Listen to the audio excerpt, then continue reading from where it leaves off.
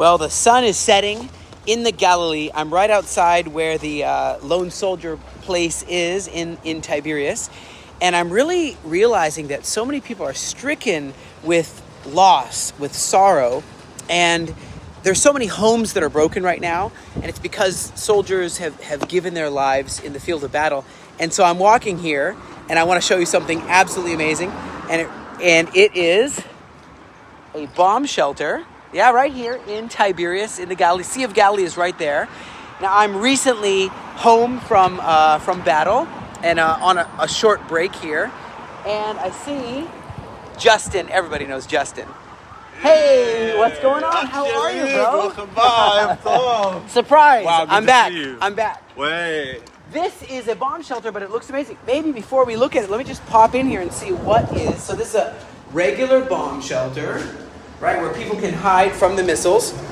And right here in town, by the ruins of the old city of Tiberias. So what are we looking? First of all, here? I'll go just like this. What's your name? What's your name? Okay, so my name's Justin. I'm from Australia, and I would call myself a regulite. I'm regularly in Israel. Okay, Israelite, regulite. I love it. Yeah, so I actually just came here to the Feast of Tabernacles for the Feast of Sukkot. Right. And word got out that I'm an artist, and I noticed all of these empty mamad, these empty bomb shelters. And this isn't regular art, though. This is something very biblical, prophetic. Exactly. Something I would definitely God's say, heart. yeah, definitely. I'm like, this thing is crying out for color. It looks like an empty canvas. And we put two and two together, and we opened some doors. And next thing you know, I got the opportunity to paint one of these. And you've got to understand, this nation is probably one of the most difficult times it's ever been in history.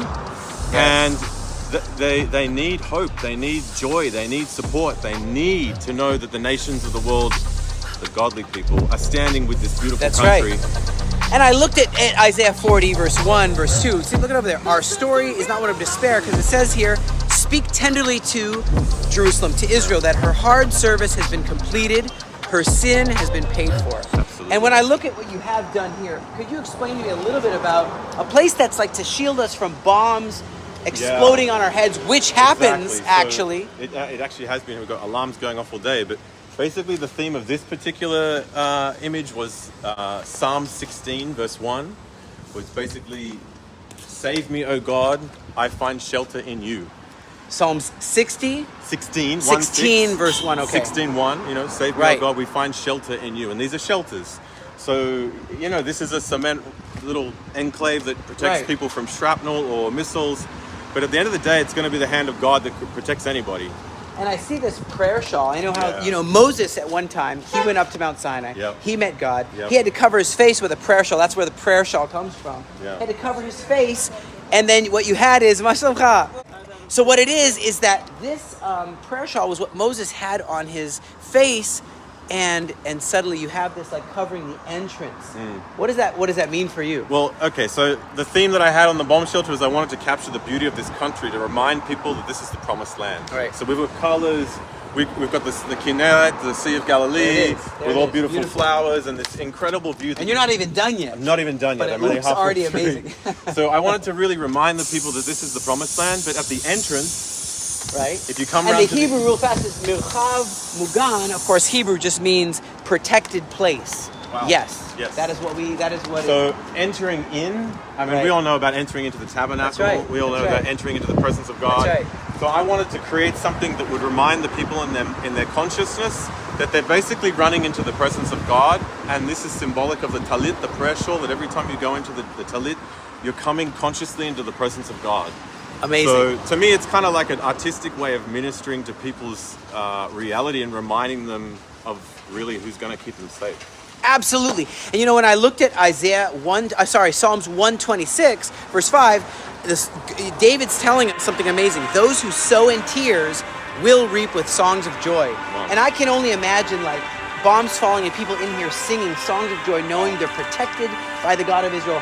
As the sun goes down, the sun is just rising in people's hearts, because here's the thing is when we realize that this Sea of Galilee is not just another lake. This is a place where miracles happen. Amen. A place where the Bible was actually compiled, was compiled into the first codex, the Galilean Codex, called the Aleppo Codex.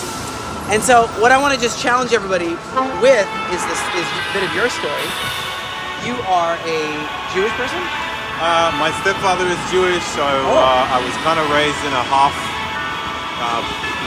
Messianic Jewish, but my mom's Christian family. So I understand the Hebraic narrative, and I have a huge respect of Israel being the firstborn of God's nation. But I'm a believer in Yeshua. Amen. So like, I'm grafted in, basically. I'm thinking of heroes like Jethro, Yeah. who was spending time with Moses. Yeah. They were a team. Yeah. What about Naomi, who was spending time with Ruth? They were a team. What about, you got Boaz and Ruth as well. Caleb and Joshua. Now, Caleb was a Kenizzite who explored the promised land with Joshua, who fought the giants, and when he was 80 years old, he's like, I'm going to go to Hebron. I'm going to live in this land with you. It's God's design for this kingdom partnership. My wife Deanna and I, for example. You guys perfect example. Yeah, Netanyahu and Trump. I know, political, don't say it, but they're kind of like a team. And they've been doing the Abraham Accords and all this stuff. Together, we're going to see the path forward. We're going to paint the path forward. We're going to walk the path forward. We're going to live the path forward. And we're going to have singing. This land is going to have joy, gladness will be found in her like the Garden of Eden. I'm just going to read it. The Lord will surely comfort Zion. Amen. Will look with compassion on her ruins. He will make her deserts like Eden, her wastelands like the garden of the Lord. Garden of the Lord, beautiful garden you have right there. Look at that. Boom. And boom. And there will be found in her thanksgiving and the sound of singing. Isaiah 51 verse 3, an amazing verse. And he's going to wipe away the tears from the eyes. That's biblical. Amen. Throughout the Testaments. Amen. So I just want to thank you. Now I want to ask you before you go, how can people, because I'm telling you what, this is not free. Your flights here, your food, you have food. You know, where can people go to support you? Can you tell us a little bit more? So, I mean, I have a website which is just under my name, Justin Andrew Hook, Hook. And I'll put the link here too. Yeah, and you can go there and check out just any of my art that I've done all over the place. But I've set up a link that people can fund this particular project because doors have swung so wide open in this country right now to receive help and support. And I've got at least 40 bomb shelters that I've been asked to paint. I don't even know if I'm going to get there. And I've had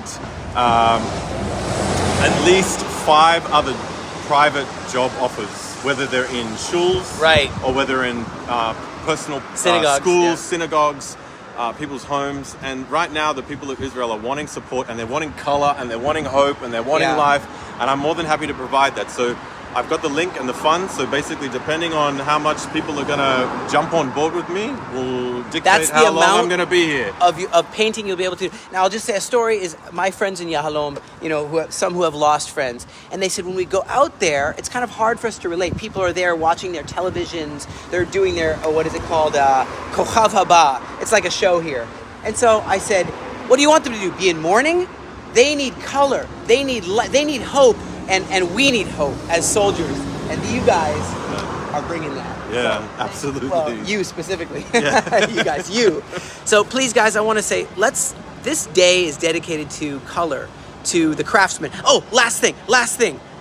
God filled Bezalel, a skilled craftsman, with the Spirit of God to build the tabernacle. Yep. What about Zerubbabel to build the temple? Yep. What about the craftsmen in the future that you see coming and it does say there's craftsmen that are going to, in the book of Zechariah, are going to terrify the enemy.